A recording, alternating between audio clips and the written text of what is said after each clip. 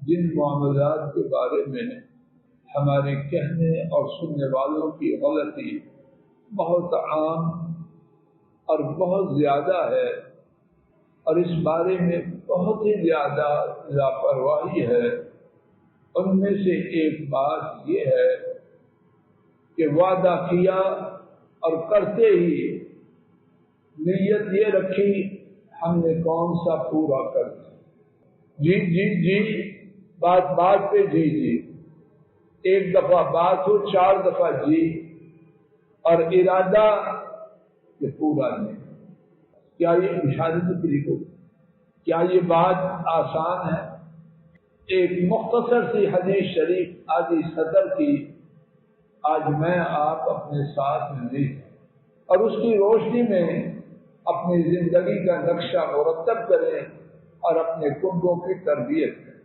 حضرات ائمہ احمد، ابو یعلا، ابن حبان، بغوی، ابن ابی شیبہ اور بعض دیگر محدثین نے اس حدیث کو سیدنا انس رضی اللہ عنہ سے روایت کیا۔ نبی کریم صلی اللہ علیہ وسلم نے فرمایا، ولا دین لمن لا عہد له، ولا دین لمن لا عہد له، جس شخص کا وعدہ نہیں اس کا دین نہیں۔ اگر دین نہیں تو اس سے میری موت بہتر۔ دین کے بغیر زندگی کا کیا فائدہ ہے؟ کچھ فائدہ، یہاں بھی ذلیل اور وہاں بھی ذلیل اور راستے میں بھی مار کھاتے ہیں، کیا فائدہ ہے؟ پھر سنیے حدیث شریف کا ترجمہ، اس شخص کا کوئی دین نہیں جس کا وعدہ نہیں، اور اس کے لیے ضروری نہیں کہ وعدہ برابر کی چوٹ سے ہو، وعدہ بڑے سے ہو چھوٹے سے ہو، بیوی سے ہو خاوند سے ہو، بچے سے ہو، ملازم سے ہو، آقا سے ہو، اپنوں سے ہو، بیگانوں سے ہو، مسلمانوں سے ہو، کافروں سے ہو، وعدہ وعدہ، اس کی پابندی لازم ہے، سوائے اگر اس میں اللہ کی نافرمانیاں سے پابندی۔ وعدہ ہے 12:45 جاؤں گا، نہیں، نماز کا وقت۔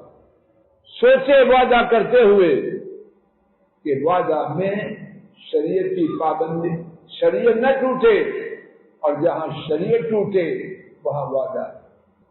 ایک چھوٹی سی تدبیر عرض کرتا ہوں، شاید وہ درست ہو، اور اگر میری آپ کی سمجھ میں آئے تو اس کو پڑھیے گا۔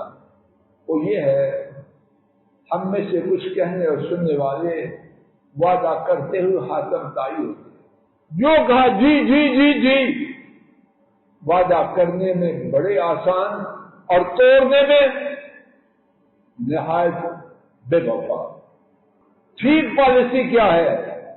وعدہ کرتے ہوئے 100 دفعہ سوچیں، 100 دفعہ سوچیں، اور وعدہ توڑتے ہوئے 1000 دفعہ سوچیں۔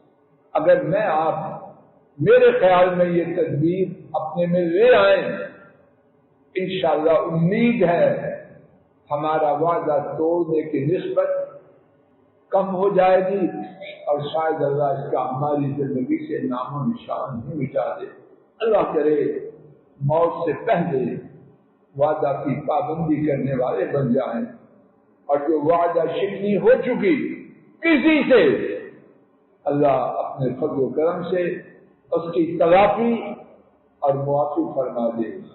آخر دعوانا ان الحمد للہ رب العالمین۔